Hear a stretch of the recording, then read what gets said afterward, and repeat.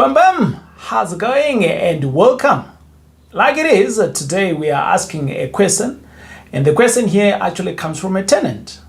Many a days we are always covering about property investors and business people asking questions, or should I say people that do business alongside property asking questions, and I get to answer them. But this question is coming from a tenant, and the tenant is saying, TJ, I know you're a property investor and I live in a property that I rent out from a property investor. Recently, a property investor, together with the body corporate chairperson, they want me to pay for loss of water on the property, and they are threatening to take my child away if I do not fix the problem. So let me give you the backstory of this, because I had to the letter was quite long and I just had to paraphrase it a little bit in terms of what happened here. So basically what happened is that this particular tenant stays in a complex in one block of flats. And by the sounds of things, she's on the 4th floor. And basically her little child left the water running. But she didn't, the child didn't just leave the water running. What happened was that the previous day, there was no electricity and water. So the electricity came back, but the water, when it came back, the little child had left it running, right? So the tap hadn't been closed. So they left the tap running. So when the water came in, guess what happened? The water just overflew, and when it overflew, basically what started happening now, it started spilling and spilling. I could imagine this was maybe in a tub or maybe in a shower. I'm not so sure exactly where, because the letter doesn't explain all of that detail. But the bottom line is that the water, there was a water leakage of sorts due to human negligence, and nobody saw it. And it ran through from the 4th floor, and water then came into the 3rd floor, into the 2nd floor, and in the 1st floor. And now there's been some damages that has been done onto 3 floors. So her property and 2 other floors. And when she reported this, the response from the body corporate, I don't know why she was responding to the body corporate, but we'll find out.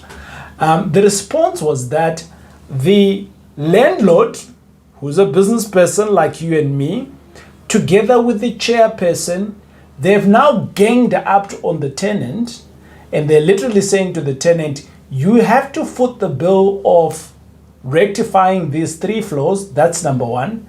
And then they went on to threaten to take her kids away if she doesn't fix the problem. Whew, that's a lot. Yeah, that is a lot. So in this video, I'm going to dedicate this video in solving 2 problems, 2 in 1. I'm going to solve the problem from the property investor, from the person who's running a business of investments, and together with the tenant themselves. But I also what I want to really mention here is I want us to explain there's 4 parties involved here. And out of that, I want us to understand, because a lot of people, we actually live in some of these type of scenarios or properties, but we actually don't understand them. And then we go on to buy our investments or start a business in that setup, but we actually don't understand them. So given the letter that we've got, remember, Ask TJ, sometimes I'll come and just explain something, and sometimes I'll explain it with a bit of education, and today it's like one of those days, right? So there's 4 parties involved. Number 1, there's a body corporate. What is a body corporate? So for some of you who might not be accustomed to this, basically a body corporate is when a complex, one of these gated areas, is built, they formulate what is called a body corporate. And a body corporate has rules and regulations, and basically the first trustees to come in and stay there, they dictate the first rules, but it doesn't necessarily mean that you cannot change the rules. You can change the rules. It's just now more difficult because now you've got more people. So all of the people that are within the body corporate needs to confine to the rules of the body corporate because you've agreed to stay in there. So if you're a tenant, basically what happens is you're going to get your rules and regulation when you are moving in. Be very careful to see if there's any changes as and when you are continue to stay in the property. That's just as good as you who is the landlord. If you're the landlord, your obligation now is also to get the rules and regulations from the body corporate and pass it on to your agent, and your agent needs to pass it on to your tenant. Now that's a long chain already. I generally just, if I don't invest in properties that are in a body corporates. So many rules, man. But when I used to do that, I used to make sure that I'm in direct communication with the tenant. That way I can also issue them the pack of the rules and regulations. But if you've got an agent, just make sure that they're doing that. So we've just explained the body corporate. It's a police for everyone else so that everyone else has rules and regulations and we are all on the same page. Now, the landlord pays into the body corporate what is called levies, and the levies are then distributed to cater for common areas. And the reason why I'm explaining common areas is that now there's a problem here. There's a water leakage, right? Or whether it was a negligence, whatever the case is, but the bottom line is that water spilled and it has caused damage onto 3 floors. And potentially some of these areas is common areas, but I will explain a little bit later in terms of the different types of insurance that could cover this, because a lot of these problems could have been covered with insurance, right? So you got the body corporate, that is the first party involved. Then the second party is the business owner, or should I say the investor, or should I say the owner of the property. Then the third party is the tenant, someone who is renting from the landlord. Maybe there's an agent or maybe there's no agent. Then the fourth one is the chairman, who is another landlord who is also probably staying on that property, or maybe not staying on that property, and they are elected by all the other people that stay on the property, who owns the property, not stay, who owns the property, and they are voted to be a chairperson. And normally you would have 3 trustees and 1 person is going to be a chairman. Now, what is the roles and responsibility? They are policemen to govern everything that needs to happen, right? That's the bottom line of it. You as a tenant, you're supposed to stay there and obviously make it your home, but you are now need to follow the rules and the regulations there. The property owner, again, the same thing. The body corporate governs all of us. Now, let us now define. We know what the problem is. Let us now identify from, is this right? Definitely not right. So, Mrs. Tenant, this here that is happening is not correct. You need to seek legal help like yesterday, right? That's the bottom line of it. What should have happened? What should have happened is that, remember, there's an order of authority. If there's a tenant, normally the tenant doesn't speak to the chairperson. The tenant would have spoken to either an agent or to the landlord. And then we fix that problem there. And then the landlord now goes in to fight for their structure with the body corporate. And within the body corporate, maybe the chairman is the person who is the go-to person to rectify these issues. So that's the order of hierarchy. So it's very weird that the chairman will come down and speak to a tenant, but it does happen sometimes because we might have a tenant, a chairperson who's actually staying on the property, but a landlord who's not. So, there might be some interaction from time to time.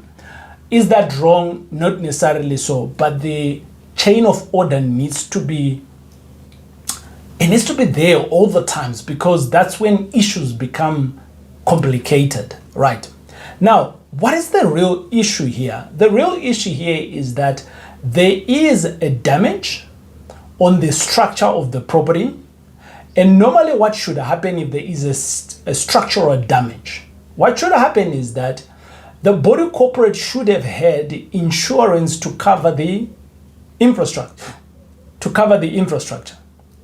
That's number one, right? They should have had insurance to make sure that if there is any form of damage, that damage is now being absorbed by insurance. So now that we know the issue, let's jump on to talk about who should have then reported that. So the tenant is staying on the property.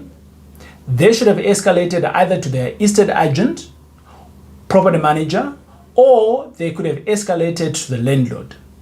The landlord should then take the same and engage the insurance to say, these are my damages, this is what happened. Insurance is then able to say yes or no.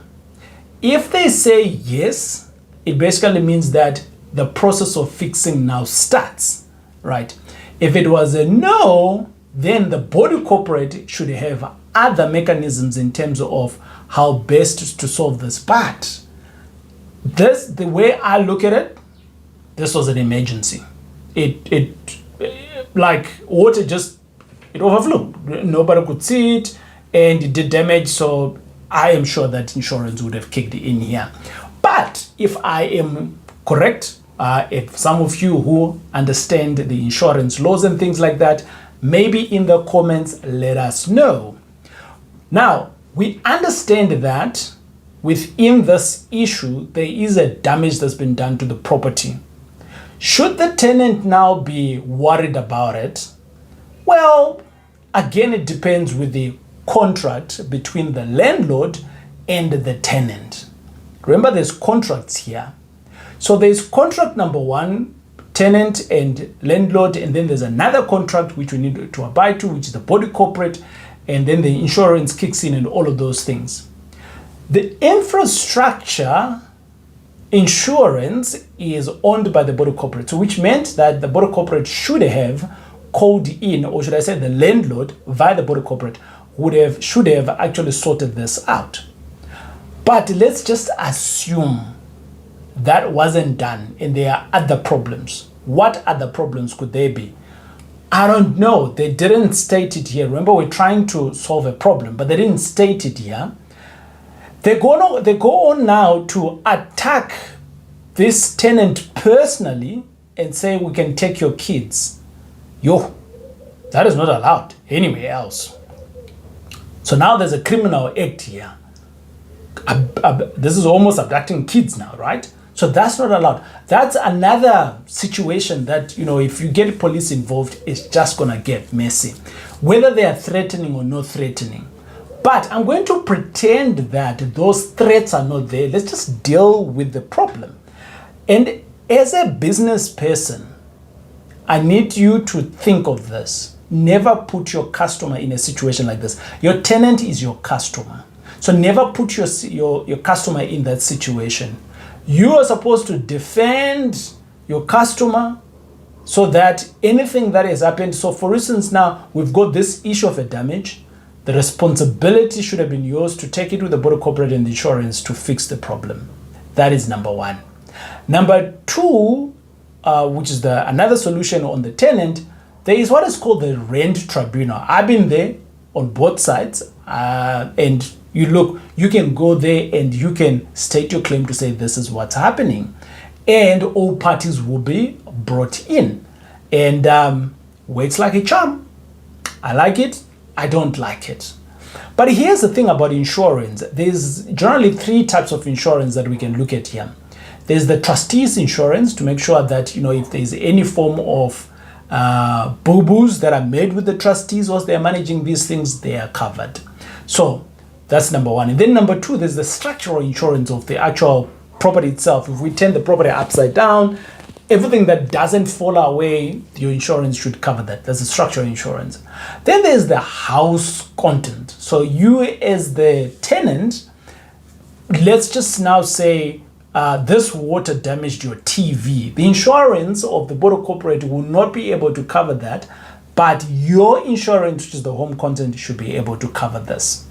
Now, we can dissect this conversation in many ways, but I wanted to keep into the nitty-gritty of the story. I know there's many emotions that could have come in here. How can they threaten the kids? How can they ask the tenant to fix the problem? And all of those things. These things do happen, but here I am trying to teach us, the property owners, the ones who run a business, to say we can do things better. And what is the better?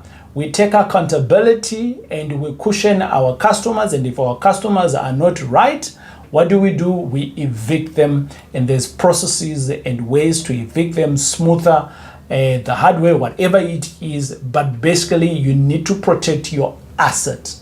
So I'm hoping that this video has been able to help you. And if you do have any other comments towards this problem, you are most welcome to jump in, add in your 2 cents. And but if you do have any other questions outside this or alongside of this, hit me up on the comments. This is Ask TJ on the TJ Tribe. We will chat with you soon if you comment below. But above that, thank you for watching, and I will see you on the next video.